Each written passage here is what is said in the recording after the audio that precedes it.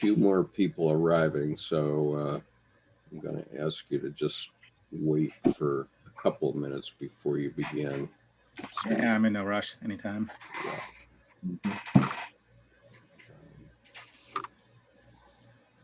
So, and that will give a couple of the YouTube followers an opportunity to also join us. So, switch to momentarily to speaker view so that I can introduce you and then ask you to go ahead. So good afternoon, everyone, and thank you for joining us today. Today we have Steve Buser, Dr. Steve Buser, who is a psychiatrist in Asheville, North Carolina, and also happens to be the publisher of Chiron Publications. And today has some exciting news for us. So I'm going to turn it over to Steve and ask you to go for it, Steve. Yes, well, thank you so much, Skip. I appreciate it. This is my second time here all's group. And the first thing I've noticed is von Franz isn't quite as popular as BTS. Because that was, for our BTS one, the Zoom cameras filled the entire screen. They were tons on YouTube. But that's okay. Von Franz probably shouldn't be more popular than BTS. But I think what we're talking about today is maybe not equally exciting, but still pretty darn exciting, at least for us Jungians in the world.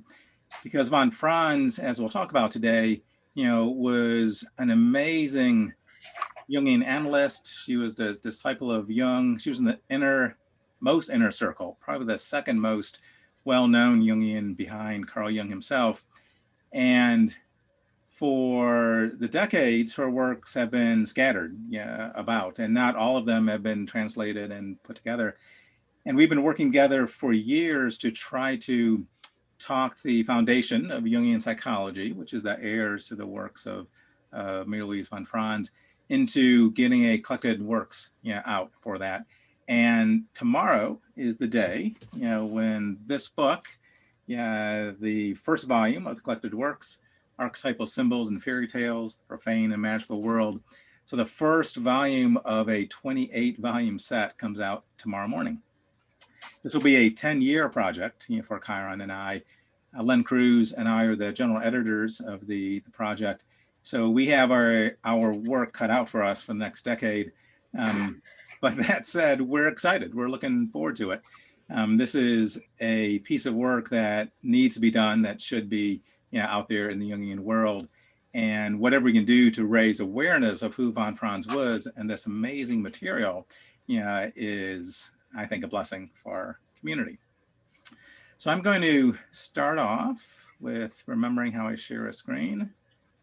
There it is. And we'll do the biography slides. And we'll go to a slideshow. Okay, so the first part of this talk is sort of a who was Marie-Louise von Franz.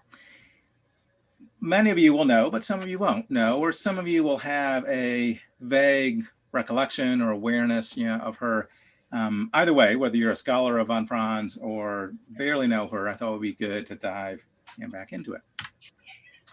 We're recording today's talk. You guys know that. That's actually for a different talk that we did. So here's the cover, zoomed in a little bit better with that. Volume 1, Collected Works. Again, we anticipate 28 volumes. We don't know exactly, because some of the volumes were splitting into 2. We were going to have 27, but the second volume was going to be 1,200 pages in length, and that way beats Polikov's title for the biggest book in Chiron's armory. So that second volume has been split into 2 volumes. So we don't really know if it'll be 28 volumes eventually, but that's the best guess. This is a older book put out by Chiron in 2006. And the reason I'm flashing it up there is most of the material from the first part of our talk about the biography of Marie-Louise von Franz comes from this book. It was a wonderful homage to von Franz after her death, where people came together and eulogized and wrote chapters and shared photos. So if you want to learn about von Franz, not a biography per se, but all these snapshots of von Franz and her life, it's just a delightful, thick book. It's not a little book, it's a pretty thick one too. So von Franz had a mother and a father, as most of us do. She was born in 1915, and of course, all the history buffs know that the First World Wars between 1914 and 1918, she was born in Munich. Her family was Austrian, and of course, it was the Austrian-Hungarian Empire with Germany against the Allied powers. Not only that, but her father, Baron Erwin Gottfried von Franz, was a member of the Joint Chiefs of Staff of the Austro-Hungarian Army. So I say all that to remind us that she was born into this chaotic archetypal mess of a war, with her father being right at the highest levels of the military, and with that. Her father served on the Bloody Isonzo Front. I didn't know what the Bloody Isonzo Front was, so I had to look that up. And that was a part with Italy and Austria, where there was a ongoing 4-year kind of battle back and forth with that. Huge casualties, there, in addition to the ones in Belgium and elsewhere. And of course, it was the Austro-Hungarian Empire that declared war on Serbia after the assassination of Archduke Ferdinand that kicked off the cascading treaties and allies going to war with that. So von Franz, as an infant, was right in the cauldron of what was going on there. Her mother was Margaret Suzanne Nieschön von Franz. So here she is as a little baby, maybe toddler yet. Love this photo. You have her mother, of course. Von Franz is on her mother's lap, and Marie Anne is 2 years older, and she is standing there next to her. So she had one sibling that was 2 years older. So 1919, the war's over, right? Because the war was from 14 to 1918. So von Franz is 4 years old now. The Austrian Empire, of course, lost. And basically, the von Franz family fled Austria and tried to get to Switzerland. They weren't initially successful. They had to live on the border of Austria and Switzerland for an extended time, desperately trying to get a visa. They were finally granted the visa and fled across the border as quick as they could. So you can imagine, not only in Germany, but in the Austro-Hungarian Empire, the economic devastation was quite severe after the war. They moved to Rheineck, which is just about an hour east of Zurich, by car. So it's not too far away from Zurich. 1921 to 1928, she was in primary school. So again, just the thought that von Franz was in the kind of the cauldron, the heart of the chaos, not just World War I, that would be enough, right? Being born to a father high up in the military in one of the Great World Wars. Not only that, but the Spanish flu that most of us now know quite a bit about, because that was the last great pandemic that swept across the globe, killing millions of people. Von Franz was affected by that as well. Her father developed the Spanish flu and was invalid for quite an extended time before he recovered. He didn't die, from the flu, but he got out of it. Then, for the third plague, they were hit by the Great Depression. So in 1929, of course, the stock market crashes and there's a global depression, bad in the U.S., bad in other places as well. And her father lost the First World War, he got the Spanish flu, and now he loses all his money. So the majority of their family wealth disappears. So much so that when von Franz is studying in university, she has to self-fund, her studies. And she does so by tutoring, Latin and Greek and those sorts of things, because she studies linguistics. This is her home as a child. So this is the house and the garden at Rheineck. And what I find just fascinating and cute as can be is Marie-Louise is shortened to Marlous. So Marie-Louise becomes Marlous, and Marie Anne, her older sister, becomes Mandy. So the girls are known as Mandy and Marlous, and here are some adorable pictures of Mandy and Marlous. And that's significant too, because as Marie-Louise, increases in age and stature, her inner circle call her Marluce. And even some of her Alisants, when you read through the homage to Marie-Louise von Franz, you'll see that some of that Alisants will say, oh, and she asked me to call her Marluce now. And they were so excited to be granted that privilege to call her Marluce. And many of the letters you'll see her write, if you see the images of them, they're signed Marluce, which I just thought was kind of touching. So this is a cute story that I found that I didn't have in the ISAP lecture, but added to this lecture. This is a quote, almost, I changed it a little bit just for brevity, but from Robert G. Thomas.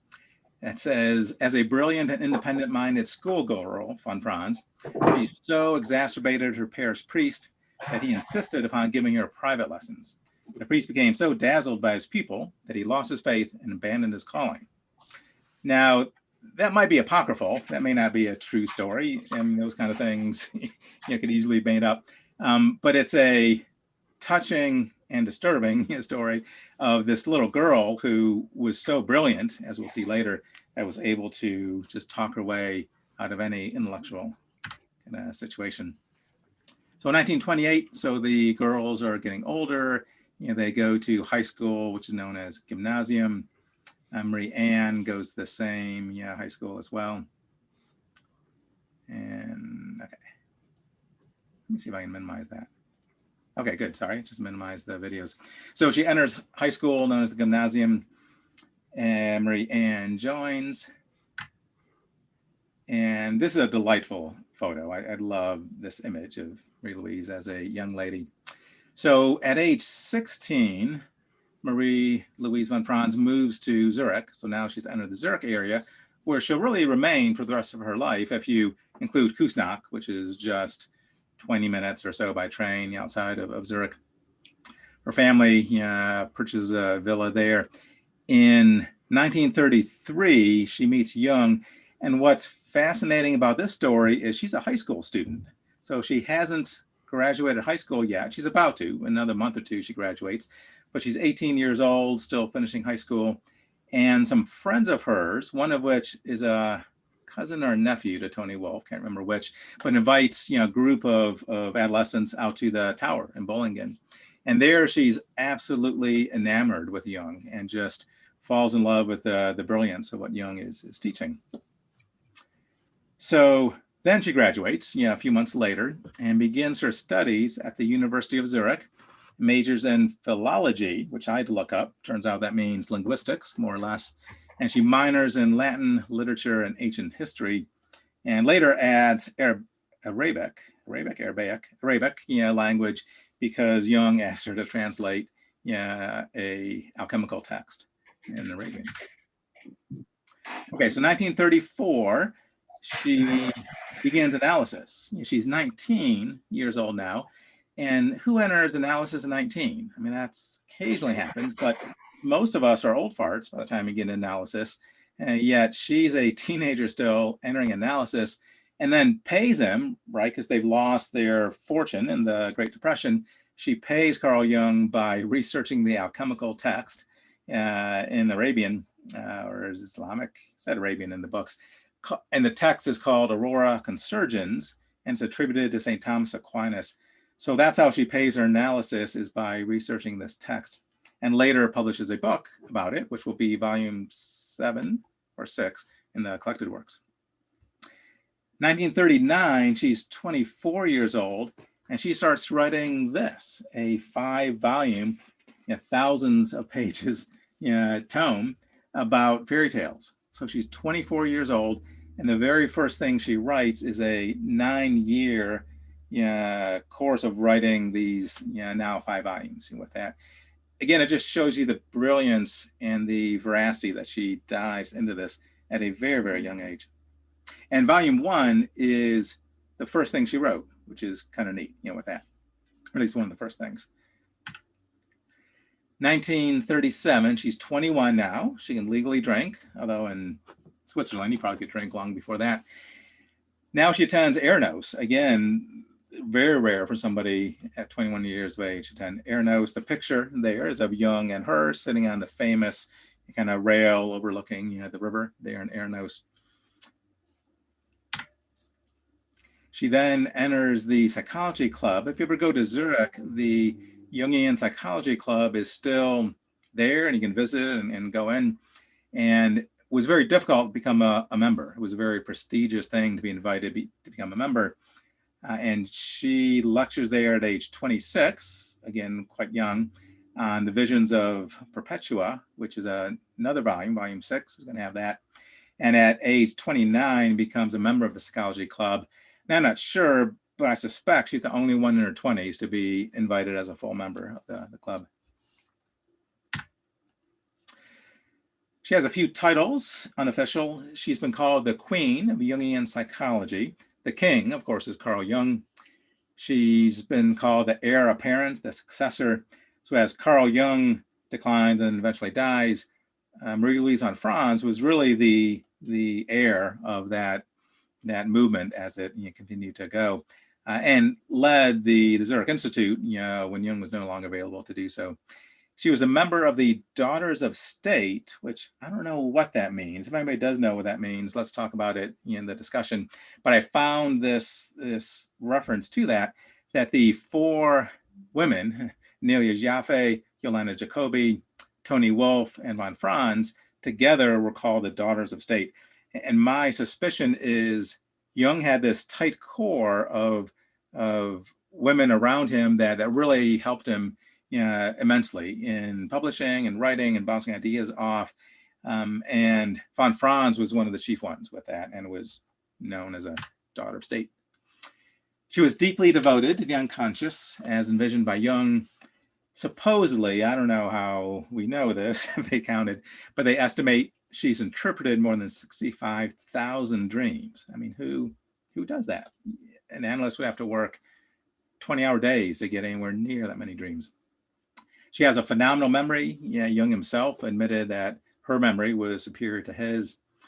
Inconceivable discipline and rigorousness. When you review her life, you just get the sense that she is taking time off at her tower and doing things, but pretty much is working incredibly hard at publishing, deepening, analyzing texts, and does just an amazing job with that. This is her tower. So there are 2 towers in Bollingen that are Jungian oriented. One tower, of course, is Jung's tower in Bollingen, which is more circular. In fact, Skip has the image of that behind his video. And then von Franz had her tower with that. She built her tower when she was 43, 1958. So no electricity, no plumbing. She would go cut wood in the forest, kind of like Jung did as well. There was a large pond with abundant toads and frogs, which is somewhat pertinent because in her writings and as people describe their awareness of von Franz, she loved toads and frogs. That was just a powerful animal image kind of for her. 1968, she's now 53. She's lecturing at a conference in Maine. Very animated lecture. You can see the energy in this photo. I love this photo for that reason. And very well regarded in lecturing. People that heard her lecture invariably said she was amazing, one of the best lecturers they'd ever seen. She would take these incredibly complex ideas that Jung and her and others were postulating and really break them down, not in an oversimplified way, but in a way that it just brought them alive and could be understood, with that. Here's a quote from Murray Stein that I found. It says, "I will never forget the first time I heard Dr. von Franz lecture. It was a numinous experience. I thought God was speaking. She seemed to know everything. In an amazing fashion, and without a text, she ranged over history, West and East, mythology, philosophy, anthropology, and a host of other specialized areas. Never in my previous training had I heard such far-reaching and profound reflections." And that's just not Dr. Stein.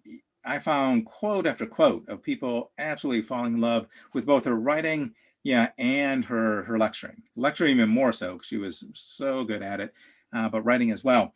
Now, This writing is a little bit more intense. We'll talk in a moment about that, but this is her very first writings, right? She's in her 20s when she writes this.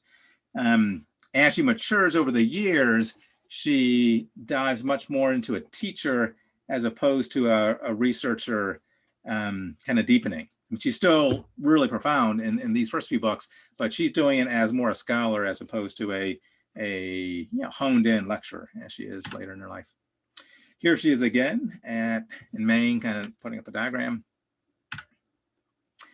I would say there's 3 core writings, which will of course be publishing all of these. Fairytales by far were her biggest writing task and research love. And probably almost half of the books that we'll be publishing in the collected works, not quite half, but at least a third and closer to half, are fairy tales. The first 5 volumes are the original work she did in analyzing thousands of fairy tales. And then later on, she goes into more particulars about just animus or anima, individuation, other sort of subtopics within fairy tales. Of course, alchemy, she writes a fair amount about alchemy. And then towards more her latter part of her career, she's talking about time, synchronicity, numbers, death. She shifts into some specific areas. This is her bulldog, Nibby. And the other thing I found in a lot of the quotes of people who knew her is that she took Nibby, and subsequent bulldog after Nibby's death, but she took her dog everywhere, including her analytical sessions. So if you did analysis, with her, you hear people describing, there was Marie-Louise von Franz and there was Nibby, her bulldog, right in the session, with them. Which is neat in my mind because it really personalizes and brings it in such a grounded kind of manner as well. Here she is writing at her desk, which she did a lot of. This is her sister, Marie-Anne von Franz, Mandy. And Marie-Anne was deeply involved in the 2006 book that Chiron published, The Fountain of Love and Wisdom. You'll notice that almost all of these images say courtesy of Marie-Anne von Franz, who before her death allowed Chiron to publish these beautiful images of von Franz. Barbara Hanna was a older lady, Jungian analyst, 25 years older. And Barbara Hanna and Marie-Louise von Franz were intertwined in a number of ways, primarily cohabitating. So they decided to move in together, to live together, primarily to assist in their professional efforts, in the sense of neither one married and trying to manage a household and write 28 volumes of material is quite difficult. So Jung himself urged that Barbara Hanna and Marie-Louise von Franz cohabitate, live together in a house with that. So when she was 31, when Marie-Louise von Franz was 31, she moves in with Barbara Hanna, initially rented an apartment, didn't have that much money at that point.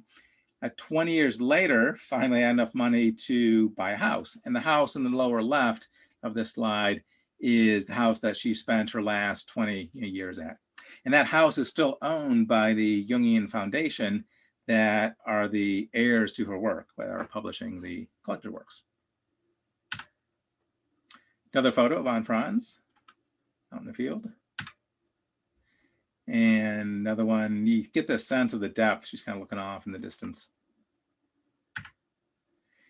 And 1998 is when she passed on. She was 83 years old at that point. And even the grave, the tombstone, has Barbara Hanna and Marie-Louise von Franz. They spent 40 years together, and they were, in essence, buried together too with that. Okay, so that's von Franz. So now I'm going to shift to the main part of the talk.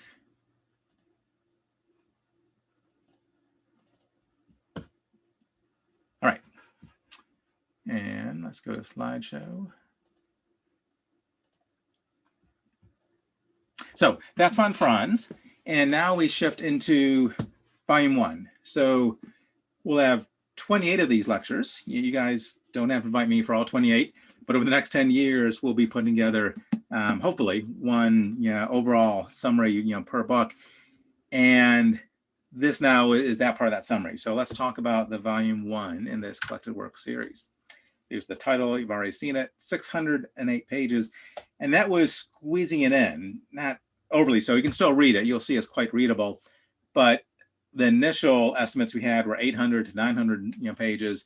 And that becomes unwieldy, trying to hold and keep together that big a book. So by working with fonts and margins, we got down to 608. But that's to say, it's a lot of book. This is not a 20,000 word book. This is a hefty little book. This is me. I'm not going to go over all this stuff, but I'm a psychiatrist, did pediatrics first, psychiatry later, was in private practice for 20 some years, started the Asheville Jung Center, and that kind of morphed into Chiron Jung Center as Murray Stein a number of years ago asked me to take it over with Len Cruz. And I'm in addiction psychiatry now. I work in a small 60-bed addiction psychiatry hospital just outside of Asheville, a little bit to the east, state-run hospital. So this quote is why we're doing this. During her final years, von Franz expressed the wish that her writings one day would appear in the form of a collected works. As the main heir to her literary legacy, it became the task of the foundation for Jungian psychology to fulfill her wish. So 28 volumes, as we mentioned, the first 5 will be Archetypal Symbols of Fairytales. Actually, the first 3 will be. Volume 4 and 5 will also, but 4 and 5 aren't translated yet. So we're going to publish 1, 2, and 3. Then we skip to 6, 7, 8. And then at some point we come back to volume 4 and 5. So because of translation issues, we don't have them available in the order 1 through 28. We're going to skip around a little bit with that. They're all in German, almost all. I think all are in German. They decided to get the German translation first completed, and then shift over to English, which we're doing now. So the foundation first contacted us 7 years ago. We met in Zurich 6 years ago. The project stalled until about 3 years ago for various reasons. Some of that was copyright issues from the other publishers. And then the contracts were formally signed a year ago about, and now we're up to the first volume. There were, of course, a lot of people involved in this project. I won't go over all of them, but the slide's up if anybody is interested. Of course, the biggest thanks is to the translators who worked huge amount of times on this. Roy Freeman, Anthony Wolfson. There have been a lot of people involved in this. This is the foundation. You'll hear me talk about the foundation for Jungian psychology, which is really the von Franz Foundation, in that they own the rights for the von Franz material corpus and are publishing it in various languages, German first, English second, and then presumably there'll be French and probably some other languages, Chinese, I suspect. The other name for this is the Stiftung, Jung'sche Psychologie Küsnacht. So you'll hear either word. Stiftung means foundation. So sometimes I'll say the Stiftung did such and such, or the foundation. So von Franz, as we mentioned, was 24 years old when she began writing this. Now there's a bit of a controversy with these first 5 volumes in that up until now, they were published under the authorship of Hedwig von Beit. And the story is that, I think is accurate, never really know with such stories, but von Franz did the vast majority of writing. So over an 8-year period, she wrote hours a day preparing this huge 5-volume work of material, 3 in the first formulation. And then those books were published in German, 1952 to 1957. However, most scholars believe that von Beit did very little of the actual writing. She edited a bit, added a few things, but really they were von Franz works.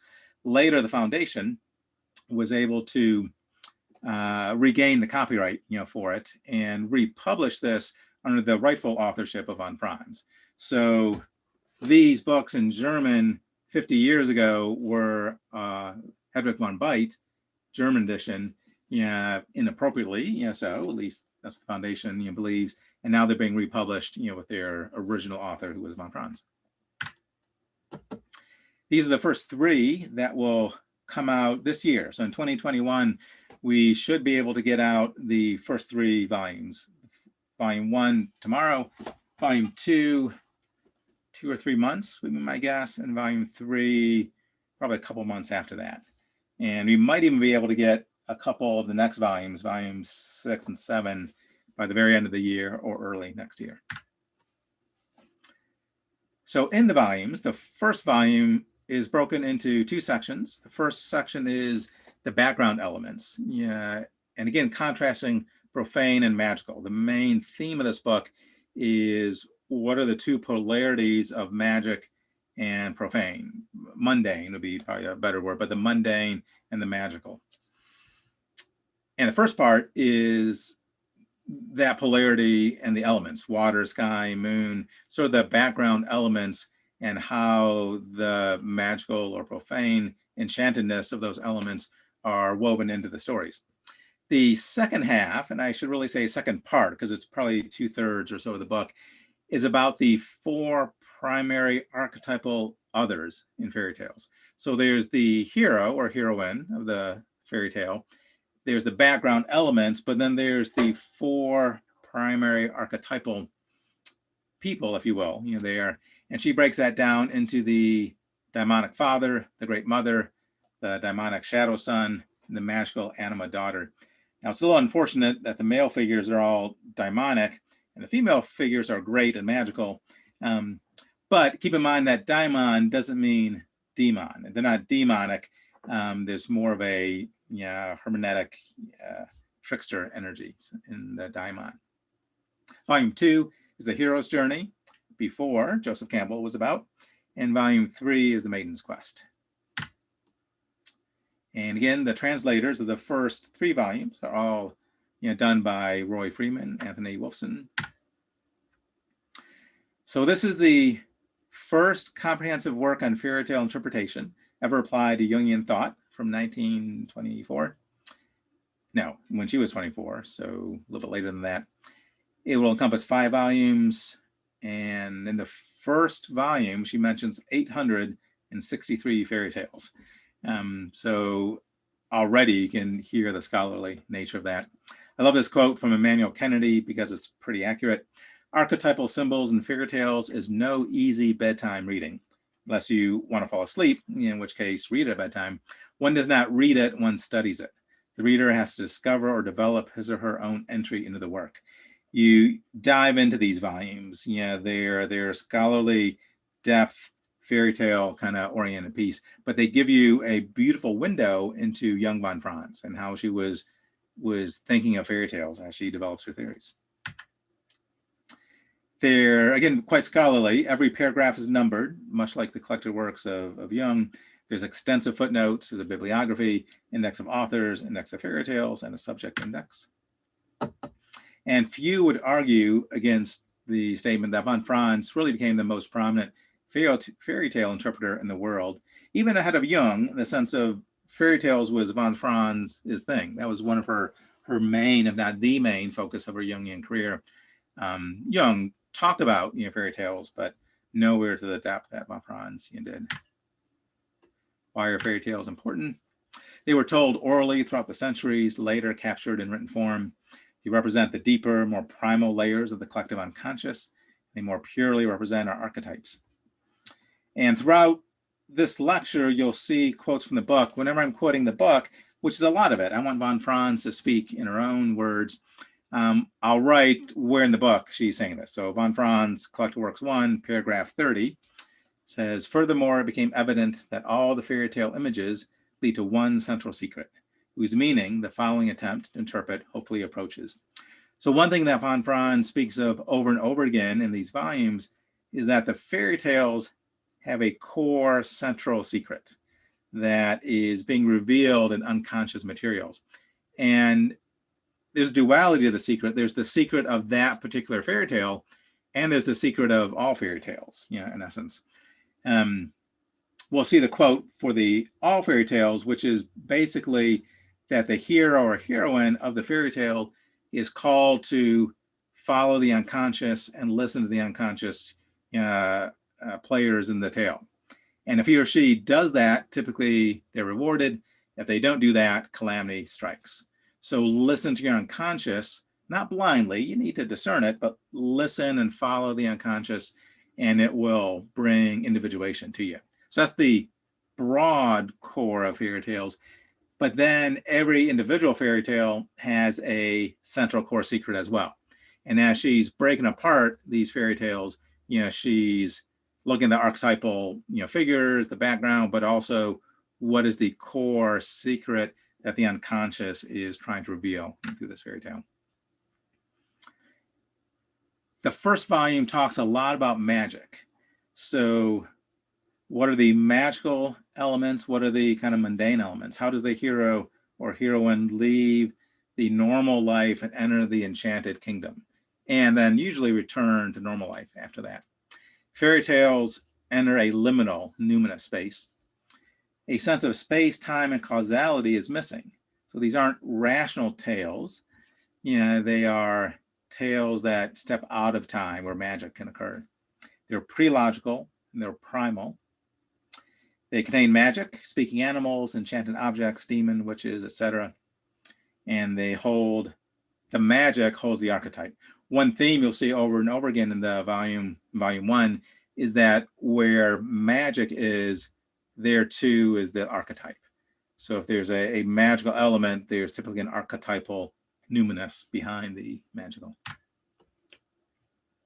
So again, volume 1 layout is the 12 background elements, the 4 primary archetypal figures. With the elements, water, sky, moon, etc., von Franz contrasts the mundane and the magical. The hero steps into the enchanted kingdom, and the land of the souls is a wholly different world that they're entering into, which is the unconscious. Once you enter a fairy tale or a dream, you've entered the unconscious. There's a mandala, typically in fairy tales.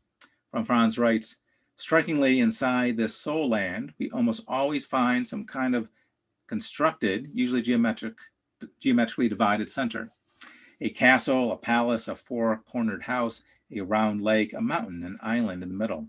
The important processes take place in the center. It is here that we touch the central problem of the fairy tale. So you hear many of the elements of Jungian thought woven in these fairy tales. Mandalas, archetypes, core figures, anima, animus, great mother, father, father complex. These elements are all within the fairy tale, and many more elements, of course, as well. So again, you enter numinous from everyday life, and then you re-enter everyday life. The transition from everyday life, that is the realm of the normal consciousness, to the numinous other world, is particularly clearly portrayed in the account of the acts that take place in the magical arena. The incidents in the magical realm of fairy tales are fundamentally similar to dream experiences, in that the enchanted world represents the unconscious. The idea of this immanent world existing continuously and adjacent to our normal consciousness is evoked by the intuitive notion that our conscious daily life is always accompanied by an unconscious stream of images that appear at night in our dreams. So von Franz talks a lot about how dreams and fairy tales overlap a lot. Now, dreams are a little bit more of the personal unconscious, and fairy tales are more of the collective unconscious, but those overlap, right? The personal unconscious is in the collective unconscious. And so just as dreams pull us into these unconscious, numinous other, so do fairy tales. And with dreams, if you have a big dream and you have a lot of archetypal material in a big dream, that's going, of course, into a collective unconscious realm as well, as with the fairy tales. All right, so we can't talk about fairy tales unless we dive into some fairy tales. It would be wrong of me just to tell you about the book without experiencing the book a little bit. Now, there's 800 some fairy tales, that are mentioned. They're not all told in the book. So I'm not going to do all 800 today, but I am going to read a few fairy tales that we can then see what von Franz thinks of them. The first one I'm going to read is The Man Who Remained Under the Earth. The older of two hunters laid himself down to sleep, during which time the younger hunter busied himself skinning the winnings of the hunt. As this one was working, he noticed that the door opened a crack and two eyes rolled out, eyeballs. He set out in chase and saw how they rolled over hills, across the river, and up to a fallen cedar tree that blocked the trail. Then the eyes crawled under the trunk of the cedar tree. The young man stood waiting in front of the tree. The eyes slowly crept out and rolled the same way back again from whence they had come. To mark the path, the young man cut some wood chips and strewn them out along the way. The eyes rolled back into the hut and into the clothes of the old man lying asleep. In the meantime, their meal, which had been cooking in a pot over the fire, was ready, and the two men sat themselves down to eat. The young hunter asked the older one if he had dreamt anything. The older one said, "Indeed, I had a dream. Under the fallen trunk of a cedar tree, I saw a veritable treasure." First thing the next morning, they sent out and followed the trail of wood chips all the way to the big cedar. There they began to dig and found a cavern into which the old man crawled. He fell into a living room where a woman was sitting on a bed. She said, "All my life I have awaited you. Finally, you have come." She suggested that he stay with her and her treasure, and he agreed. However, he wished to have a word with his partner. She allowed him to, on the condition that they speak only once. He tried to find the exit, but could not see any way.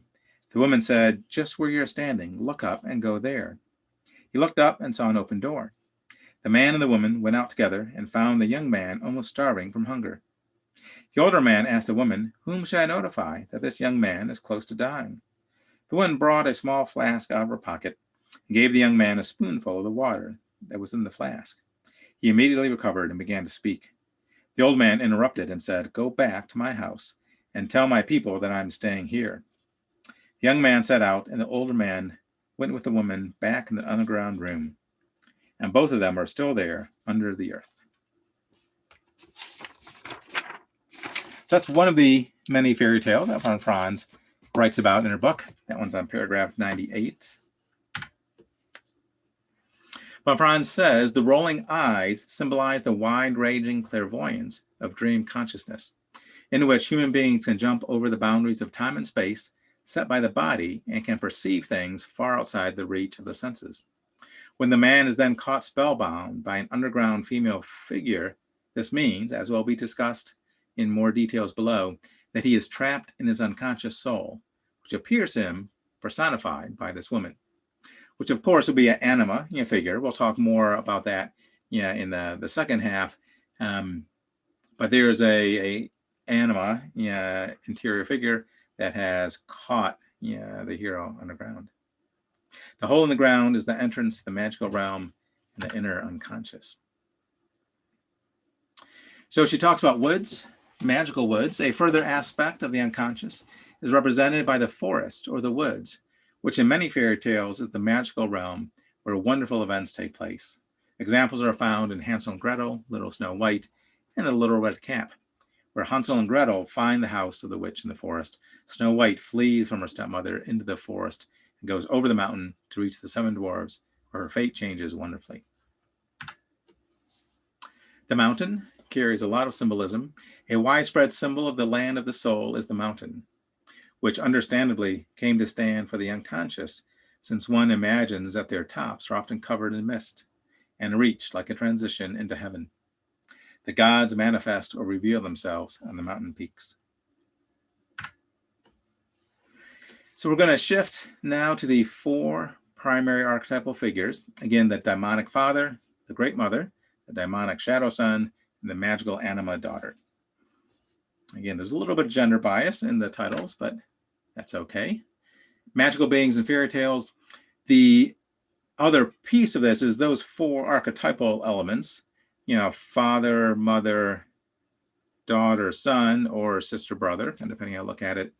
Each of those have magical archetypal elements to them. And for the mother and father archetypes, they carry a ruler authority. So king, queen, mother, father, ruler authority, versus the shadow anima aren't carrying that same authoritarian element to that. They're more either on the same level or an emissary from the ruler. And again, that can be a son-daughter, or it could be a sister-brother. So let's talk about the Daemonic Father. And again, daimonic versus demonic, very important to realize she's not saying demonic. So a daimon refers to a lesser deity, or guiding spirit, such as the daimons of ancient Greek religion and mythology. The word's origin stems from provider or divider of fortunes and destinies. Daimons were seen as the souls of men of the Golden Age, acting as instructive deities. So, quote from von Franz: "The two primordial images that appear in almost every fairy tale, either one alone or together, are those of the father and mother. These parental images do not carry human or personal traits, but from time immemorial have been granted divine attributes." So again, archetypal, magical, divine authority. Father, grandfather, ancestor, male totem ancestor, wise old one, teacher, old man, magician, medicine man, artisan, old chief, old king, crippled old man, forest spirit, land of the forest, and the animals, as well as all the father deities, such as sun god, sky god, god of sea, earth god, in a broader sense, the wind, the lightning, the thunder, earth, fire, seed, source of death, the law, authority, tradition. Generally speaking, the image of the father signifies the creative spiritual principle and the activating, life-energizing dynamic.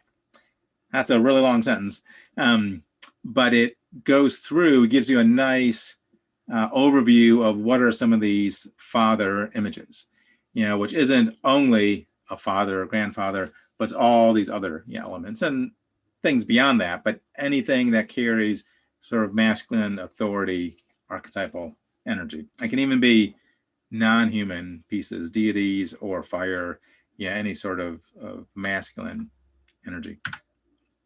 That's from an authority area. The Great Mother. So again, we're in the ruler, authoritarian, female, which is the Great Mother piece. And not just ruler, it can be Mother Earth kind of mother too. So for this one, we'll talk about Hansel and Gretel. And this is fun because you all have heard the story. This is not an unknown fairy tale to most of you. And it's probably not the first time you've heard Hansel and Gretel analyzed in a Jungian context, but it may be the first time you've heard von Franz do it, and certainly the first time you've heard the first interpretation. Von Franz was the first Jungian to talk about Hansel and Gretel before all the other ones. Down by a great forest dwelt a poor woodcutter and his wife and his two children. The boy was called Hansel and the girl Gretel. The woodcutter had little to bite or break, and once, when great scarcity fell on the land, he could no longer procure daily bread. Now, when he thought over this by night in his bed and tossed about in his anxiety, he groaned and said to his wife, "What is to become of us? How are we to feed our poor children when we no longer have anything even for ourselves?" "I'll tell you what, husband," answered the woman. "Early tomorrow morning we will take the children out in the forest to where it's the thickest. There we will light a fire for them, give them each one piece of bread more, and then we will go to our work and leave them alone. They will not find their way home again, and we shall be rid of them."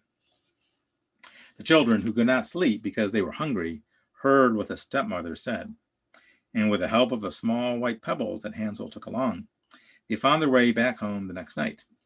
They were received angrily by the mother, while the father rejoiced at their return.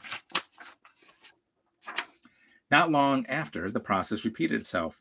This time the children tried to save themselves with a heap of scattered breadcrumbs, but these were picked up by the birds so that they got lost. On the third day, they saw a snow-white bird sitting on a branch and followed it until they reached a little house made of bread, cake, and sweets. There they were welcomed by a very, very old woman. But the next morning, the old woman ate lost children, locked Hansel in a small stable, and Gretel had to cook food to fatten up her brother. Every morning, Hansel had to put his finger through the barred door so that the witch could feel if he had become fat enough to eat. But he stuck out a small bone, and this fooled the old woman since her eyes were so bad. She was surprised he was not getting fat. She was just waiting to slaughter Hansel and cook him up. Her hunger, though, grew, and she could no longer wait for Hansel to get fat, so she ordered Gretel to crawl in the oven to check the heat. Of course, she wanted to shove Gretel in and cook her up. But Gretel saw what she had in mind and said, "I do not know how I am to do it. How do I get in?" "Silly goose," said the old woman. "The door is big enough. Just look, I can get in myself." And she crept up and thrust her head into the oven. Then Gretel gave her a push that drove her far into it, and shut the iron door and fastened the bolt. Oh, then she began to howl quite horribly, but Gretel ran away, and the godless witch was miserably burnt to death. They collected some precious stones and pears and set off through the forest.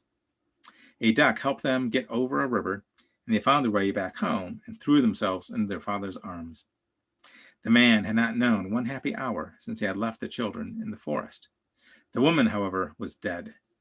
Gretel emptied her pinafore until pearls and precious stones ran about the room, and Hansel threw out one handful after another out of his pocket to add to them. Then all anxiety was at an end. They lived together in a perfect happiness. My tale is done. There runs a mouse. Whoever catches it may make himself a big fur cap out of it. I like the added piece. Not sure why that's in there. Okay, so Hansel and Gretel, paragraph 537. The negative power of the mother appears clearly here in two figures simultaneously, as the demonic primitive witch and the wicked stepmother. That the mother also died after the destruction of the witch proves the secret identity of the two women. While the stepmother is characterized by callous hardness and she provides nothing to eat, the witch, on the contrary, is at first giving and hospitable. Providing food and nourishment is, as we will show, the prerogative of the great mother goddess. The cake house in Hansel and Gretel is, however, not a case of kind donation from the great mother, but a trick of the witch to track the children and to eat them. This negative side reveals itself to those who lose themselves in such deception, that is, in wishful fantasies of childhood, and so they tarry into the danger of being eaten by the unconscious. In the fairy tale, Hansel and Gretel, one cannot consider the evil stepmother generally as only a negative aspect of the great mother. She is also a part of the anima, the soul of the father, as a wrong or evil spirit that takes possession of him, drowning out his original being with her evil whisperings. A bird leads the children to the witch. The bird is a symbol of intuitive ideas, flights of fancy, and this streaming out into the air invites the deadly power of the unconscious to come forward. Overcoming the evil mother power takes place in oneself, because the oven in which she burns is a maternal symbol. In the center of the unconscious, a reversal takes place, in which the negative aspect is destroyed and turns positive. Then it reveals itself in the forms of the treasures that Hansel and Gretel take home. This tale portrays the transformation of the mother imago. This transformation is performed by the fire in the oven. The hidden inner fire, a symbol of passion, is in the magical realm a common attribute not only of the father god, but also the mother deity, who as a mother earth carries a fire hidden within her depths. This one's inner fire, the mother substance, and the unconscious soul power, is purified and transformed by it. The transformation of the mother of matter by self-destruction is one of the basic motifs of all fairy tales, which primarily portrays images and functions of the mother archetype. Of course, there's quite a bit other. I could only pick a small amount of the quotes from von Franz, but I think it gives you a taste of how she's diving into these fairy tales. And Hansel and Gretel is nice because it's such a well-known tale that we already have it loaded in our minds. And as we go into it, we can go into the deeper, kind of more profound elements of it. Okay. Next tale, I think we have two left, is The Other World.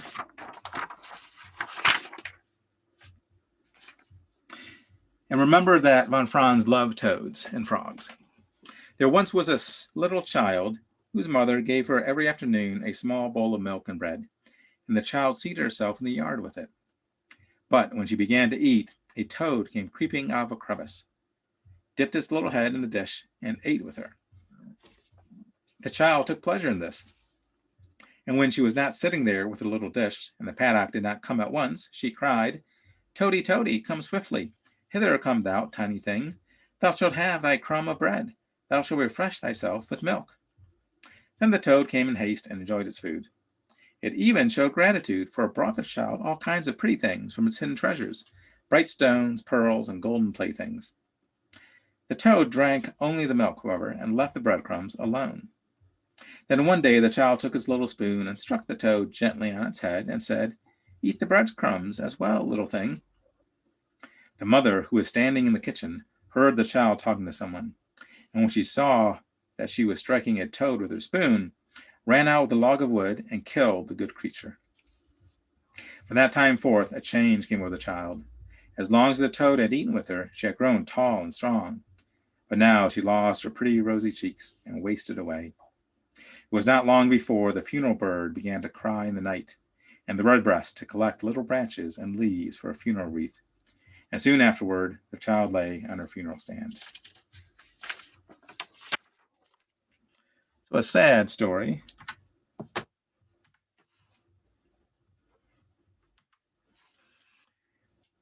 Murder of the soul. The story contains a piece of primitive mentality, because the toad represents, through participation mystique, the vital center of the little girl herself. The toad gives her golden toys, showing that represents the richness of the child's fantasy life. It symbolizes a part of her unconscious soul, and when her mother kills it, she commits murder of the soul of the child. The maternal significance of the toad is, of course, not limited only to the positive aspects. The toad is also that animal of the witch. Through her uncomprehending behavior, the real mother in the other world kills the life-giving archetype of the mother and the child. The intimate, necessary, and natural connection between real mother and child, which is based on the chthonic archetype of the mother, is cut, and therefore the child's vital connection to life. The mother archetype, like the father archetype, makes use of various symbols and appears in positive and negative forms, not only as mother, grandmother, nurse, godmother, ancestress, demoness, and goddess, but also in broader sense, as, for example, city, forest, sky, sea, water, underworld, garden, rock cliff, cave, tree, well, all vessels, oven, flower, female, animal, dragon, grave, and death. The Great Mother can be frightful, dark, and destructive, as well as good, cherishing, supporting, giving, and warm, a wise woman, the guardian of all things, and knowing about the future. So again, I pulled out this sentence to give us a sense of the broadness of the mother archetype and how many types of areas or archetypes that von Franz was singing in. So of the four primary archetypes, we've talked about the Daemonic Father, the Great Mother. Left are son and daughter, demonic shadow son, and magic anima daughter. And so these are the male and female elements that are not authority, or mother, father, parental elements. Also known as magical emissaries. The hero does not always reach the ruler of the magical kingdom, but he meets other magical beings along the way. They approach the hero as emanations of the inner power of the magical kingdom. The encounter and relationship with these characters are portrayed in all fairy tales as momentous for the fate of the individual, especially if they appear concentrated in the figure of the son of the magical deity. The way in which the fairy tale hero confronts him decides his fate. So when there's an emissary of the king or queen or authority, how does the hero accept, acknowledge, and engage the emissary? If it's poorly, won't bode well for him. If he's open, he or she, then it's a successful, more so fairy tale. If one tries to derive a law for proper conduct from these tales, it would most likely be that in all circumstances, one can follow and trust one's own inner daimon, even if this experiment initially brings one into conflict with prevailing opinion. If one opposes his or her inner voice, one loses the support of the unconscious and is punished by misfortune. If one lets oneself be guided by the unconscious without losing his or her head or sense of humor, the journey into the depths rewards one with unexpected riches. And this is the powerful center of von Franz. It's the meaning of life in von Franzian terms of what is the core secret in all dealings with the unconscious, be they dreams, be they fairy tales. And she's saying that if you acknowledge and are guided by the unconscious, and here my diamond cat is coming up. If you're guided by the unconscious without losing your head, so you don't follow it blindly, so you still keep some reason but you're open to it and you generally follow the unconscious, that will typically lead to rewards and riches, versus if you don't follow the archetypal unconscious elements, then calamity often strikes, with it. So that is the core thought of von Franz, particularly in fairy tales, but I would say in dreams and in really almost anything. So lastly, the magical anima daughter. So again, magical beings that aren't rulers or parental energy, but are female. The character of the mysterious woman appears in fairy tales with divine, demonic, or animal attributes. Most of the stories point to the wonderful ways in which this phenomenon, emerging from the other side, enters into the life of a person, such as when the fairy tale hero gains a human wife who is related to the magical realm. She also corresponds to the female figures of the soul that tend to occur in the dreams of men and to whom Jung gave the name anima. She embodies psychologically the irrational and often unconscious feelings in a man that sometimes give rise to illogical effects. At the same time, like the figure of the shadow, the female figure personifies the unconscious with both its friendly and threatening content. This elfish phenomenon is evident in fairy tales, as in the dreams of individuals, that describe the nature creature's dual aspect. Sometimes positive, sometimes negative, old or young, mother or girl, fairy or witch. The anima has wonderful knowledge of the secrets of the magical world and confers a certain clairvoyance or unconscious realities. She possesses the medicine of immortality and is immortal, since she stands outside of time. And our last brief fairy tale is The Tailor and the Treasure. One time, a fun-loving tailor got lost in the woods, drunk after a party. There he came across a treasure cave in the center of which stood a beautiful maiden. She said that he could own everything there if he could kiss her without flinching. The tailor agreed, but with the first kiss, she turned into a hideous crocodile. The second time, into a ghastly toad. When at the third kiss, she changed into a coal-black, hairy, and bleeding billy goat, the tailor became possessed with fear. Dread overcame him, and he took flight with great leaps out of the hall, and out of the cave. A hurricane drove after him, roaring and crashing down with such might they could no longer hear or see. He fell down, deadly tired, at the foot of a cliff. When he aroused himself again, he could not find the opening in the rock face. He crept sadly away, and from then on could never bear the talk of billy goats without becoming angry.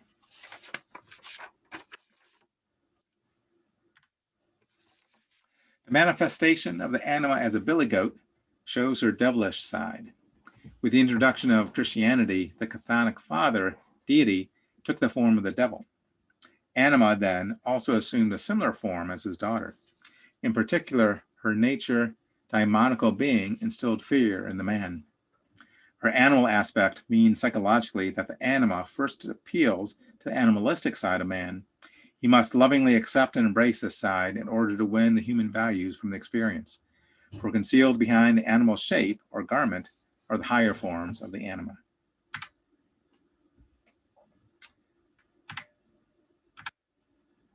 So, in conclusion, we've got 3 volumes coming out shortly, 5 eventually, 28, eventually.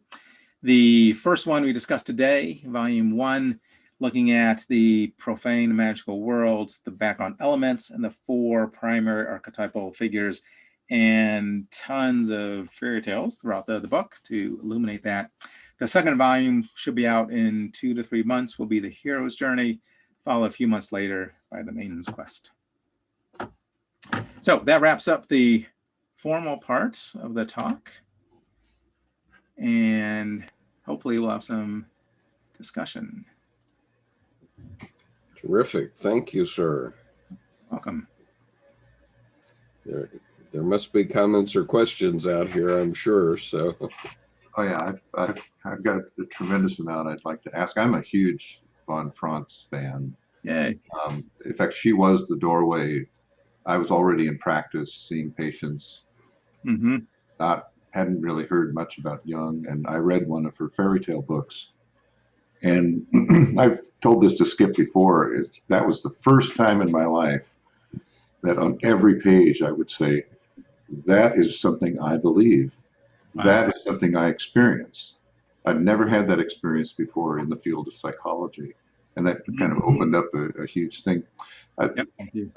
So I have, there may be a thing or two I don't have, but I've got her books, anything that's been published up until now. And I have some questions about that. But I have a different question, or different thing to say right now, is that I think all, or most, probably all of the fairy tale books that are out there right now are based on her lectures, right? I think so. Most of the material out there is lecture-based. Some of it is Yeah. writing, but the vast majority is lecture-based. Yeah, and I have found myself that there's a big difference between the books that she actually wrote and her lectures. Lectures are much easier to get into, much easier to follow. I mean, they're brilliant, they're complex, they're sophisticated. But the first one of her books that she wrote that I read was this one, Projection and Recollection. Yep. And I tried 3 times. This is when I was younger. I tried 3 times to read this book, and I couldn't. It was so dense and so complicated. The 4th time, somehow I heard the rhythm of her language, and I heard the music and it just flowed easily. And what I'm anticipating, I think you're offering something different and unique here, is that something she's written about fairy tales in 5 volumes. Yeah, right. I suspect it's going to be like that it's going to be much more complex and deep, but also that much more rewarding once you can feel the rhythm and get into it. And I look forward to that, actually. That was part of the warning I threw out there of, is not light reading. Some of the volumes will be, as you mentioned, the ones based more on lectures will be quicker to get. This Von Franz is unique in 2 ways. One, it's written Von Franz, and it's 5 volumes, so it's a lot of material. But also it's young Von Franz, right? Because she was in her 20s when she wrote this, while she was in her 50s when she was lecturing. Typically, 50s, early 60s, maybe late 40s. So in her lecturing years, she was much more in the tail end of her career and kind of consolidating everything and had it all figured out, sort of. Well, here she's researching the fairy tale, she's diving in, you're almost discovering it with her, sort of. She's a young Von Franz, so it's a very different experience than reading some of the later volumes, which will be lecture based, both because it's written and it's deep and scholarly, but it's also young Von Franz versus older Von Franz. So there's a question on the the Zoom chat, which is there any intention to release the books in audio format at any point? Oh, I'd like to know that too. There isn't yet. The main contract we have so far is for the written version. So we typically put everything on electronic version. If you look through Commons Library, anything published in the last 10 years is digital, Kindle, etc. Audio, we have a dozen or so. Audio's challenging. It's quite expensive because you have to hire a studio, need voice narrators, and it's not a single take. I mean, and these are thick books. So to get this in the studio for an audiobook would be really challenging. And the digital right now, there's a couple hiccups that I won't go into, but we don't have, not yet for the digital. We don't have digital in the near future. That might be reevaluated down the road, but initially they'll be primarily print, hardcover, and paperback versions.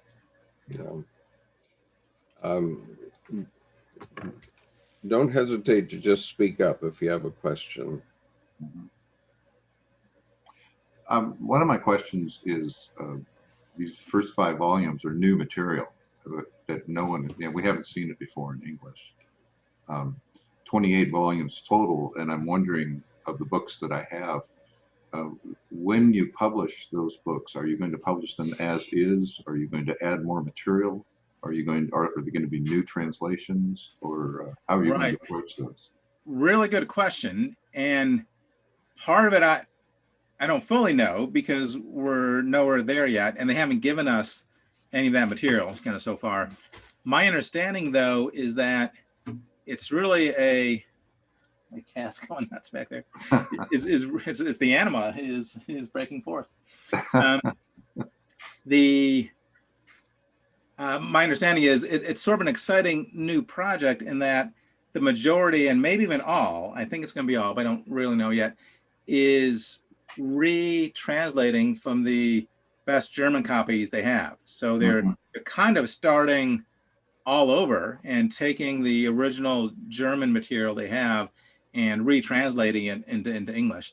Now, I assume that at some point they might say, oh, well, this English translation is so good, we'll use that one. But I won't be surprised if it's an entire new translation, almost like a different version of the Bible, the King James or the NIV. You know, they're translating the same scrolls, but you're doing it years later. Right now, it looks kind of like that's what the foundation is doing with it. But we haven't seen the later manuscripts. We've only seen the first three, really, the first 3 volumes. Yeah. But there will be new material that's never been in English before, and some of it not even German, until just recently. Steve, one of the things that I've been concerned about is the idea of use of language and, for example, use of the term magic as a way for people who are heavily into rational philosophy to keep this material away from the general public. And one of the books that a couple of us have been looking at lately is The Tree of Life by Israel Regardie. And he says something, and the subtitle is An Illustrated Study in Magic. And so I wonder if you would define magic for us. And one of the things he says in here, which is very interesting, is nature is the great magical agent. And so I wonder if you'd comment on that. Yeah, it's a great question and a big one. Right? You could go in all kinds of different ways with magic. I'll try to stick to von Franz, at least my understanding of von Franz. So part of what Jungians often mean when they talk about magic is something outside of the rationalistic. So synchronicity could be seen as magic, pre-conscious thoughts, telepathy, getting connected with something that we shouldn't know, or the collective unconscious could kind of be magical as you enter into it. So on one level, I would sort of see magic as anything that's not in the rational kind of realm that can't be explained, that we're intuiting through magic means, be that active imagination, dream analysis, telepathy, unconscious material. The way von Franz is defining it, in these fairy tales, is much more circumspect. She's saying that in a fairy tale, the magic elements are connecting us to the archetypal world with that. So when you see a speaking dog, that's alerting the reader that there's an archetypal deepening that's happening kind of in that, which isn't quite where your question is going. You're doing much broader with magic, which is kind of harder, and so depends on who's defining the word magic. That's so standpoint. For an everyday man, if you fall in love at first sight and are decapitated, that's magic. It could be, right. Good or bad magic. Yes. Right. And even falling in love being a good example. I mean, that's kind of anima projection. We project, if we're a man, project our anima onto a woman, or animus, depending on gender and how you're attracted. But for a man to fall in love with an anima projection, there's a bit of a magicalness to that. And the love potion and the Cupid's arrows, you kind of hold that magical archetypal force that pulls us into those experiences. Right on. Okay. One thing I really love about von Franz, and she actually taught me to do this, which has been really valuable in the teaching that I do, is that she had this incredible gift that she would say, well, this is the way that we would say it if we were using religious language. Mm-hmm. And if we were using psychological language, this is the way we would say it. And so she could translate just back and forth between those things, just effortlessly. Mhm. And yeah, I think the thing is that the magic is symbolic in her case, and it's pointing towards something that's deeper and not accessible, except using symbols like that. Yeah, absolutely. That's very well said. Yeah. And Jung does that as well. Von Franz sometimes in easier to follow ways, but both are brilliant in weaving religious ideology into the depth psychology, and they get so blurred you can't really always tell what's what with that.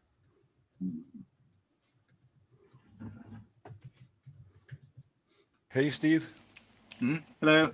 Hey, I would like to ask when the works concerning alchemy is coming out, Aurora Convergence and Nicholas Flamel. Yes, those are soon. So I think I don't have my sheet in front of me, volume 6 or volume 7, which is really next up, because we've got the first 3 volume manuscripts in process right now. So we're about to finish 1 through 3, then we'll jump to 6 and 7.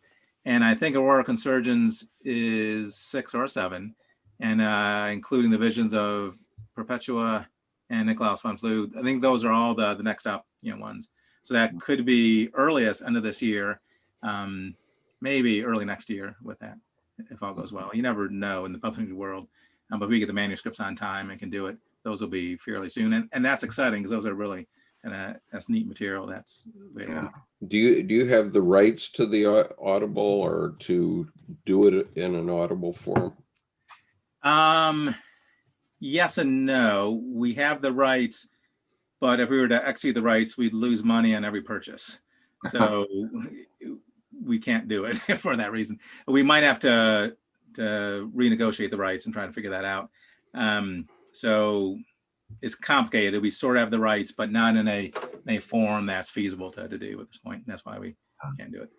I think it'd also be difficult to find someone who actually would know how to pronounce all those words. Be very hard because you need a voice actress. You can't have just anybody do it. And it's dense material. I love record audible recordings, and I often do that while I read the book. But so often the reader, I just go, ooh, you got that pronunciation wrong. Ooh. Right. And these books, they're not bedtime reading. These first few volumes, they're profound and deep. And if a non-Jungian voice narrator was doing it, and even then, how do you find a Jungian voice narrator? We do have a male voice that we've used a lot. Jim Conlon, you may know him. He's done 2/3 of our audiobooks.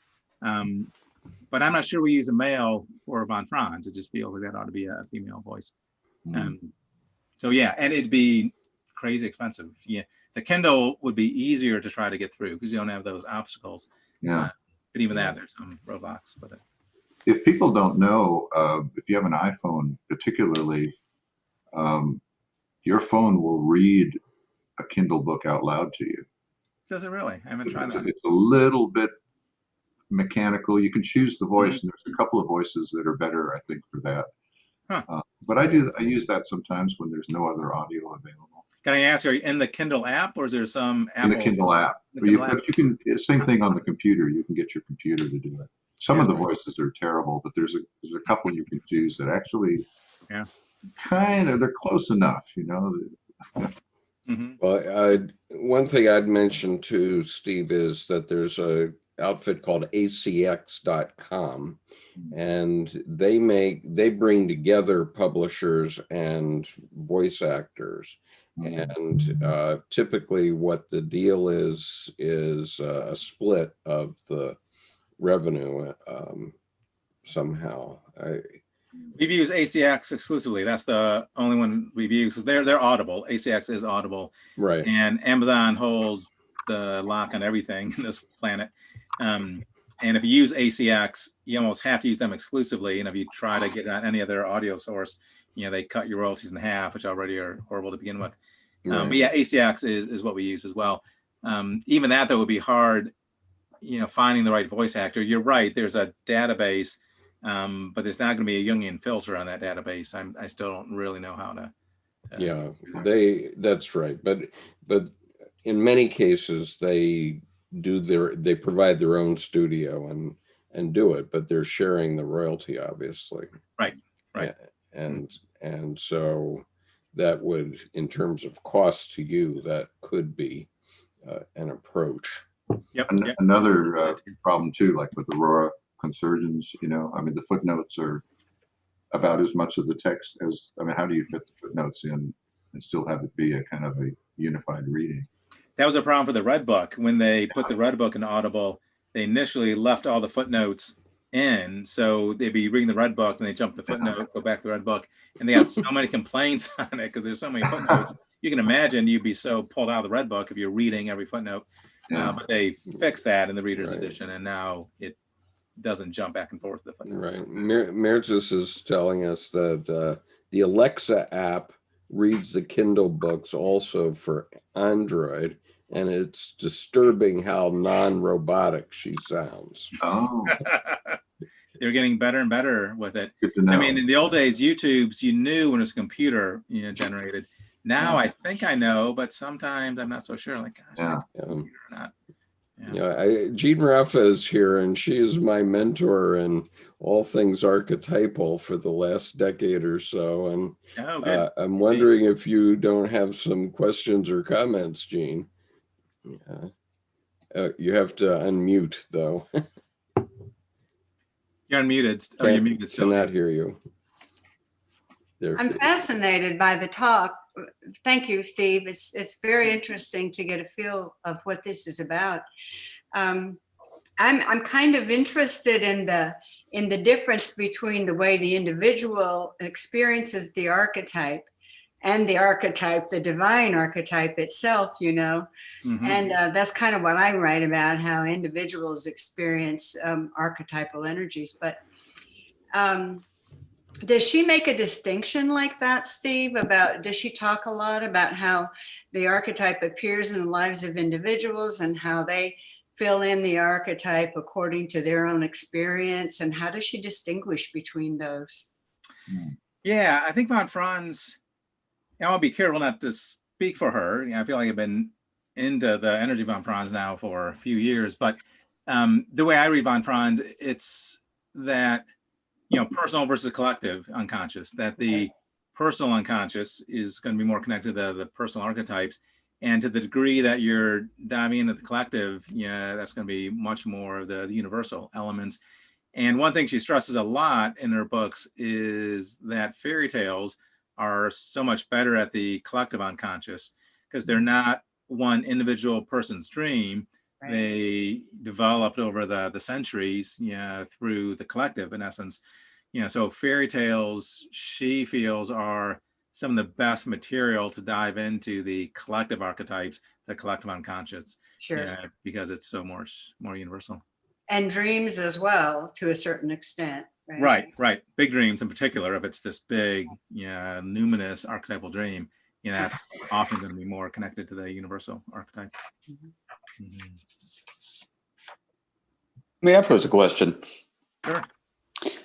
So her evident quaternity is the Daemonic Father and Daemonic Son, the Great Mother and the Magical Daughter. So there's a differentiation in the female on that half of the quaternity. Of course, allusions to Red King in alchemy, the life inside male, and then White Queen, light, not life, out here.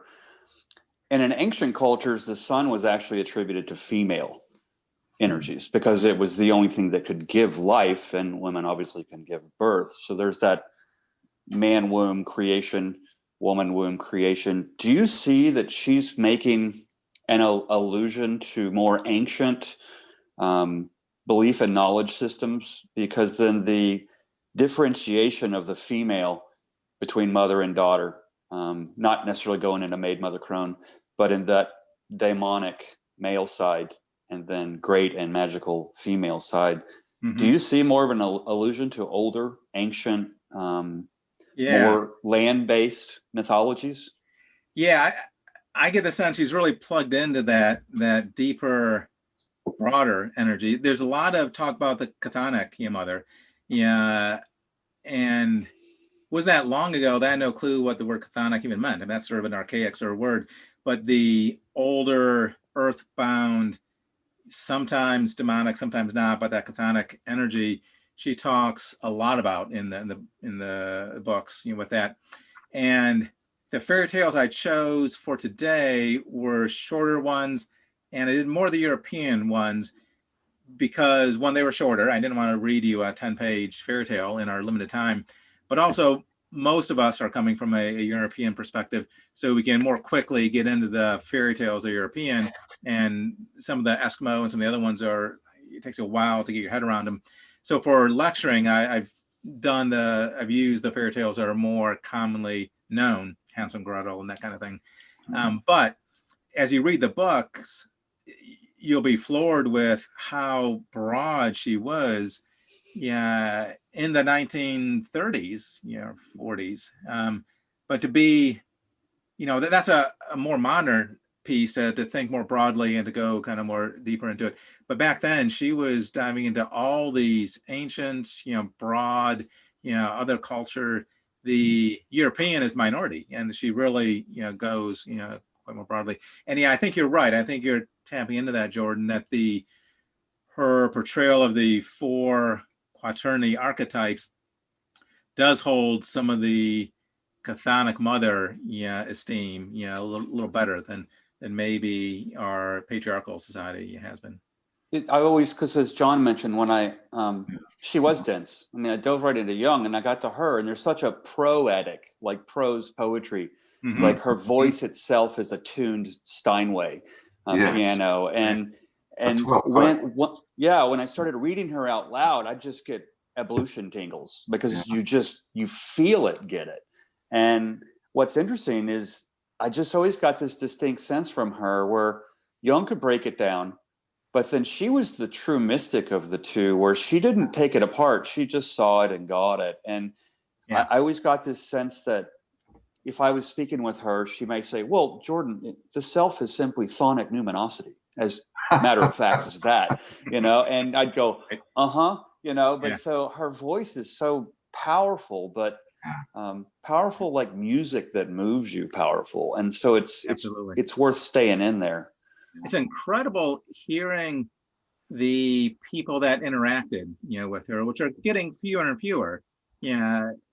They're written about, and that first book I talked about, The Fountain of Love and Wisdom, has a lot in it.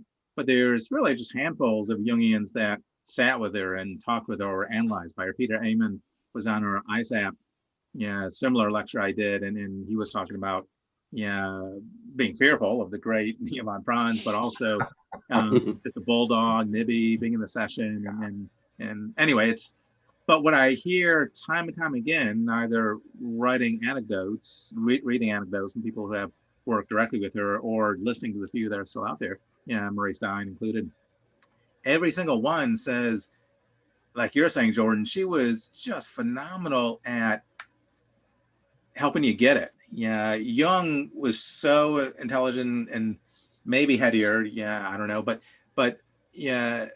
people didn't seem to get as instantly ahad as the von Franz students that were listening to her and engaging lectures.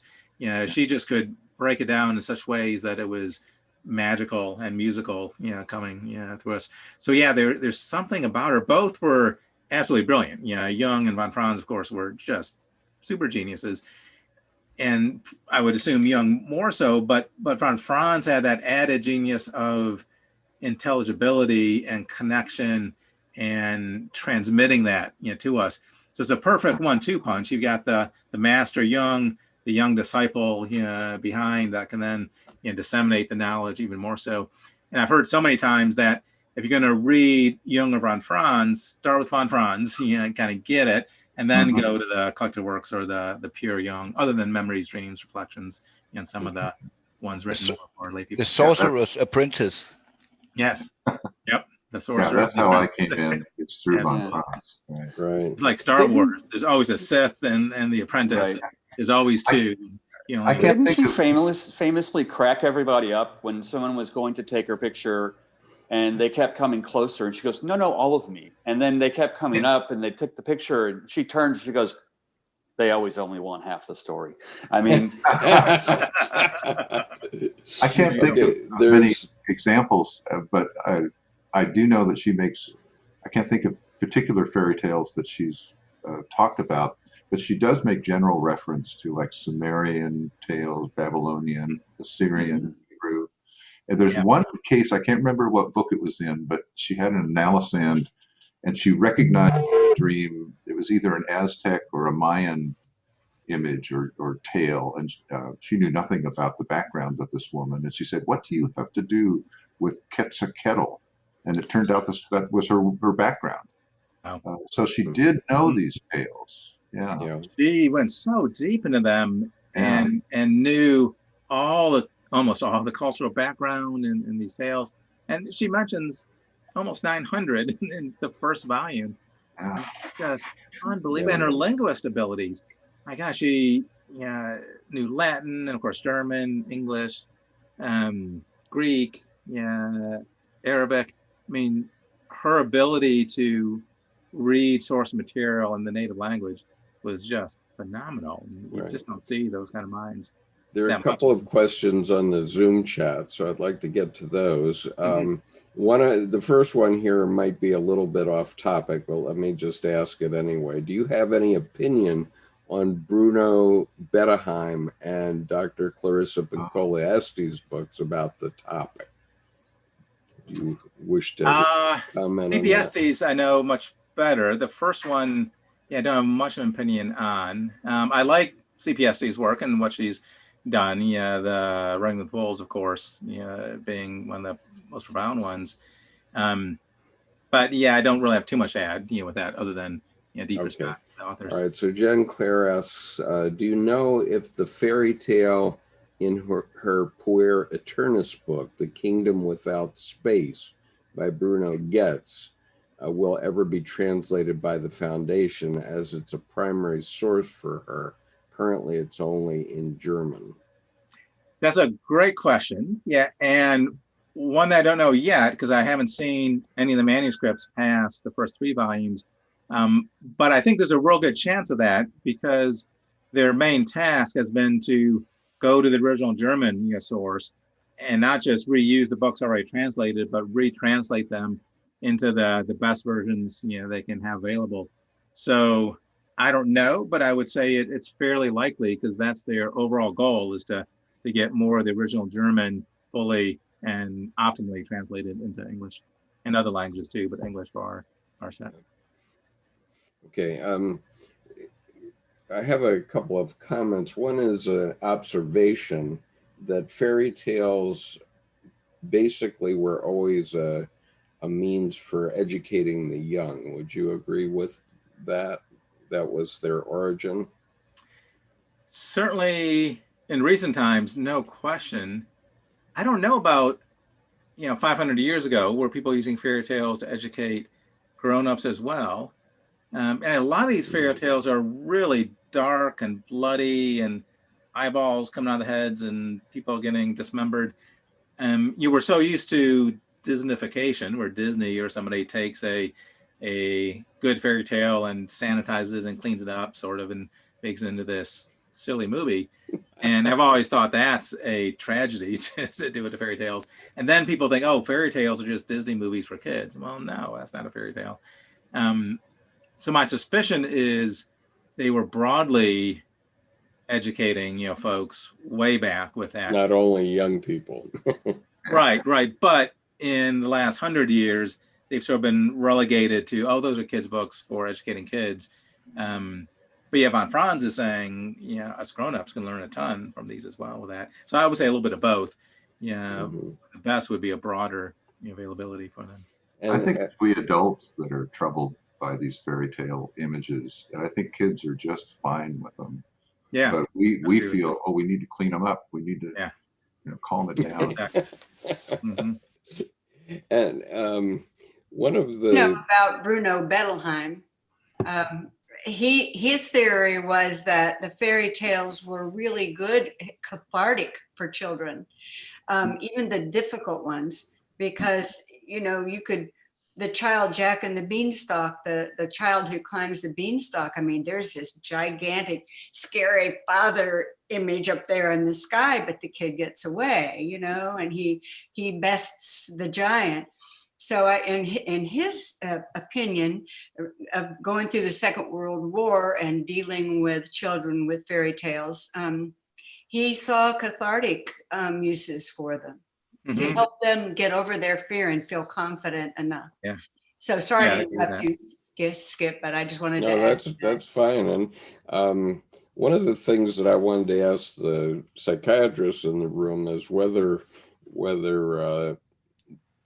fairy tales and these archetypal ideas like we talk about in the tarot and other areas are actually just means of releasing energy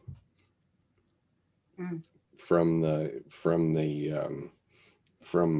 matter, releasing energy from matter. Okay, that's. You mean like catalysts? Yeah, but like you know, like Christ came and he was the light and the life type thing. Obviously, Christ brought a new energy with him that took over the Western world in many ways, and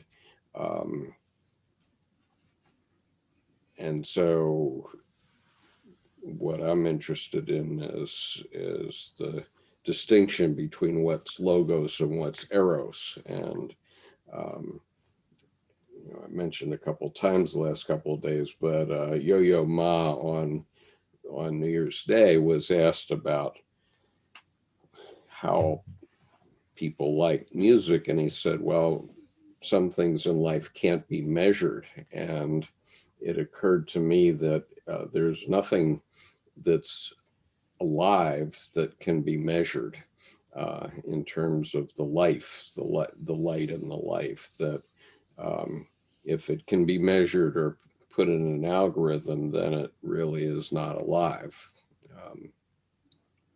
One thing I would say to that, clinically, right now I'm doing mostly inpatient work in a detox facility.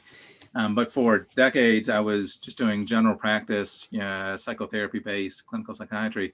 And what I saw there was anything that tapped into collective unconscious, release complexes, dream work, really any unconscious material liberates energy. So energy is bound when we're not dealing with the unconscious and we get depressed and lifeless and low energy. When in sessions or outside of sessions, we tap into unconscious material, be it complexes, be it dreams, be it figures, that really tends to release a lot of energy. I see patients brighten up, usually good energy, sometimes destructive energy, but primarily if you can tap into and have the unconscious flow through and out of you, your energy is going to be much better balanced, and vice versa. When it's bound up and full of guilt and restrictions and negativity and not looked at, and the unconscious is repressed, and then we're depressed and less energetic. Yeah, and well, Jung was obviously very interested in making things more conscious, and he always referred to 1 John 4:1, which was examine the spirits, whether they be of God or not. And, obviously we have a proclivity toward picking the ones that are of God, because there's nothing in our rooms that wasn't good. In other words, we don't buy things we don't like. And, whether that's a cathedral or a book on our shelves or the computer we buy, we always select for the good. We don't buy things we hate, right? I'm not sure what to say energetically in my therapy practice. I think what Steve said is really, really good. I mean, that's accurate. For me, the value I found very often is I had so many people in my life that just needed to hear that what they were experiencing was normal. And sometimes these stories, the stories are all about, well, this is what life is. This is the reality of human experience. And the stories sometimes could really help get that point across. Yeah. Right. I'm not a Hi. psychiatrist, but anecdotally, to me, I always feel like I've been safe cracked because there's so much visual imagery that you're literally creating as you read, that you are in a sense cracking the geode of a metaphor, and you're living in that inner place just by following on the once upon a time, add the body text to the end. It's literally taken you somewhere. And I feel like you twist and turns and the eyeballs disappear and then they come back, and there's all these pieces, and I feel like someone's turning the safe, and by the time the end, click, and the safe door opens, it's like it just drops you into the pond, so to speak. Nancy, who's one of our regulars but isn't on the Zoom today, is watching on YouTube, and she says, I remember my grandfather reading these fairy tales to me. He got emotional at some of these endings. Yeah, 'cause when you tap into the unconscious in the archetypes, emotions abound, with that. Sure. One sense of we're in the grips of a complex, is when we're suddenly emotional without, clear reasons or anticipation, of that. So yeah, you follow the emotions. Where the emotions are flowing, there's the energy, and typically the unconscious as well. Sorry, can I come in? Yeah, sure, Gunnar. Yeah. Yeah, you've been saying that you've been working with addictions, and I had gone through a lot of addictions myself, mainly internet and games, and you can probably add TV into that also. I've been taking a few notes. I'm wondering if I could read a few paragraphs. Mm-hmm. Yeah, sure. I was born into a consumer culture, which I think is this representation of the Ouroboros eating its own tail, and the Ouroboros being a feminine symbol. In other terms, it is an unconscious symbol. In consumer culture, we have the idea of culture consuming itself. Mm-hmm.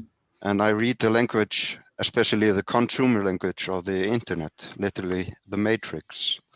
The matrix is derived from the womb. It is derived from the word womb, and for the mother, the matrix is the matriarch. It is a mother like the matriarch is the monster like mother, if you would edit that in that kind of view. And like some of the symbolism that I see very heavily used, because another major feminine symbol is the spider. And where does the massive spider live, other than the World Wide Web?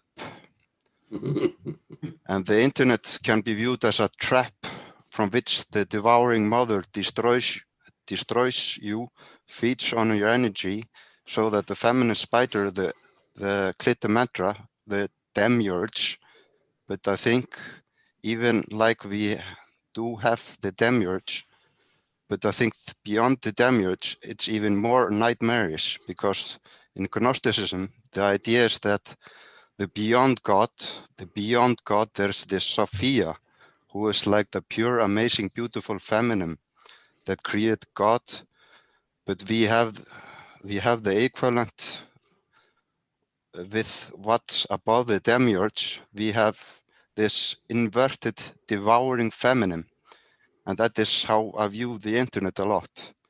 It's like a digital anima, because Nietzsche says it, he says the internalized energy, the internalized instincts becomes the soul. And of course, with Jung, we know the soul is the anima. The anima means the soul in Latin. So where does the internalized soul put onto the internet? What does it do? It brings all the people's souls together and makes itself, it becomes the collective digital soul. The will of the spider is to eat and procreate. The concept of the eatable problem is, and that the ideas that you have a young man, and the essential thing in all tribal societies initiating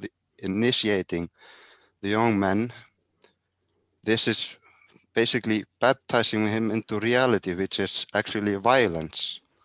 And if you make an example of a young man in the current society who lives with his mother and everything soft and gentle, and she feeds him, and even the men protect him, and he doesn't quite understand the gravity of what the men do. And he might even start to get a bit snarky when he starts getting testosterone. He's like, why should you tell me what to do? What to do? And all that, he doesn't understand that these people have to kill people in order to protect him. He doesn't quite get that, and so he gets arrogant. If he doesn't get over this hurdle, he will remain in the mother arms late into adulthood, and you develop more traits also without the intellectualization. Because if you don't feel the third dimensional reality of violence, you don't really get embodied that much. You don't really get emotional that much, and you stay stuck in your head. So you have three unbelievable serial problems. Jargonized left brainism, conscious egotism stuck in your headness, the lack of courage replaced by arrogance, and impotence, and all these things, you are stuck with your mother, so you're not procreating. You're getting more out of touch with reality, and softness like you break if you were really challenged. And I see in myself, I get trapped into video games, porn addictions, fantasy, garbage from the TV.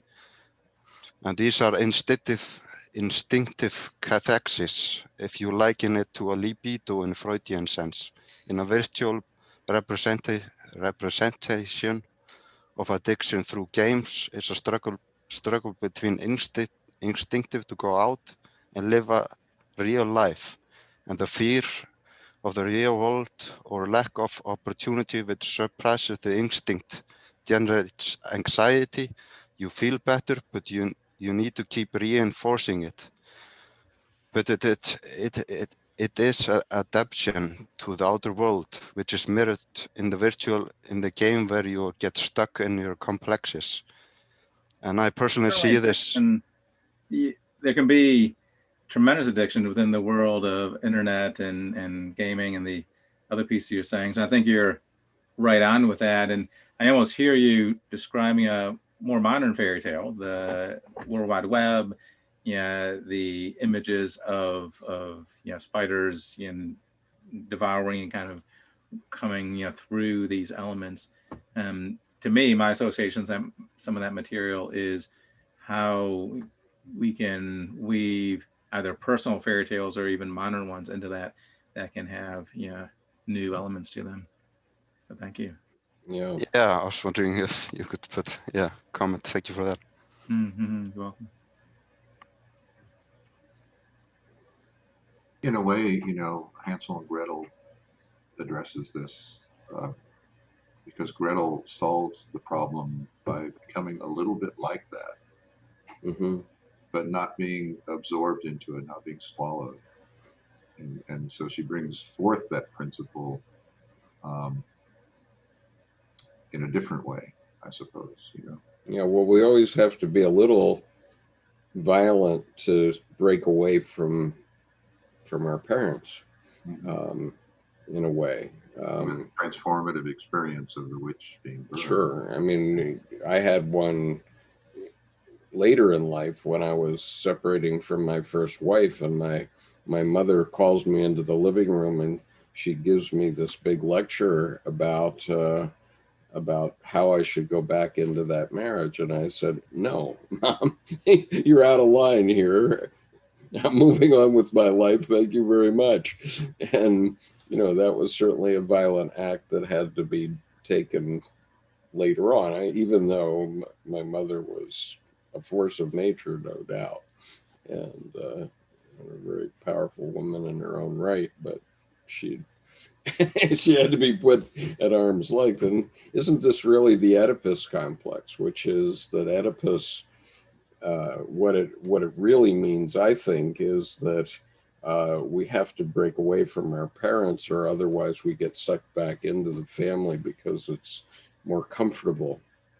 And learn how to triangulate. And so our mothers, like mother bears, they raise the kids for a couple of years, and then they give them a big growl and send them on their way. You know, and unfortunately, we don't have enough human mothers that'll growl at their children and say, "Now go out and have a nice life. Good luck." Can I make a comment? Yeah, surely. It's for Gunnar. Yes. You should read a book by Erich Neumann called The Origin and History of Consciousness. Yeah, I was actually just reading The Great Mother by Eric Newman. And that's where I could highly recommend it by what you're describing about addiction to television and a lot of stuff, and father and mother. He's a really, really good writer. That's what I like also when I'm commenting about Marie-Louise von Franz and Jung for that matter. They're taking images and symbols into one's life, then all of a sudden things starts to get alive. Even if you take a trip to the forest or go for a trip with your kids, you're noticing small things you haven't noticed before. Life seems to get a lot more meaningful. There's a depth to it that hasn't been there before, and it keeps on growing and growing. I believe Skip commented at one time about reading Jung. There's nowhere to start. You're just jumping in where it's deep, and you keep swimming for your life, and that's how it is. Just getting deeper and deeper, and it's a I wonderful. think that's why I brought up Hansel and Gretel, is because what I hear in these images, Gunnar, is this devouring negative mother, and I was trying to. That struck me that there's a bit of a more positive, mixed energy, feminine in there. But I think Daniel is right. Is Neumann? He's making a bit of a comeback now, and one of his valuable contributions is he was Hebrew, Jewish, and he didn't buy into the Jungian thing of the whole story, the Old and the New Testament, as an arc. He just took the Old Testament part of it, and it worked. And The Great Mother is one of his books. I mean, he had such powerful female energy. I think that is a good place to go. I think that's a good recommendation. And Neumann's also The Place of Creation. Was another wonderful one. And John, I'm glad you brought up Hansel and Gretel, because the breadcrumbs, if you slow the story down, it's folly or naive to think that the forest animals aren't going to consume them. Yep. But if I take that as epochal cycles through life, that as those breadcrumbs are consumed by nature, they arrive at the house, and then she becomes more like, but not fully to. So there's an evolution even from the breadcrumb metaphor. Yeah, it's a personal fairy tale for me. We sit around in our groups and say, "What's your fairy tale? What's your myth?" And Hansel and Gretel speaks, because when I was young, my neurosis was, my intuition led me astray so many times. And the bird led me to the witch's house. But that transformative experience, changed things. And then the duck, the bird, the proper intuition led me back. That's how I want to be respectful of Steve's time here. There's a couple more comments here on YouTube and one more on Zoom. Let me say one thing about Neumann first, if I could. Ahead. Yeah, I appreciate Daniel's comments on that. Historically, Neumann and von Franz sort of shared some of the limelight, in essence, in that Neumann died quite young. He was in his 50s, when he died. And prior to that was sort of the crown prince of the Jungian fiefdom. Of Jung really saw the brilliance of Neumann, and in many ways, thought Neumann, being the younger man, would kind of carry that along. So after Neumann's death, that's really when von Franz picked up that mantelpiece of the crown prince, or princess in this case, the heir apparent, that was Neumann in many people's minds. He died tragically young. Von Franz, lives so much longer, and then carries that mantle, forward with that. So, both were brilliant writers, Neumann and von Franz, of course. Micah Neumann was Erich Neumann's son. He discovered a manuscript in the basement of the psychiatric hospital where Neumann works, and actually brought it to us, and we were able to publish it. So I'm spacing on the title, but it's the brother motif. There you go. Jacob and Esau, right? John read my mind, and it's right there.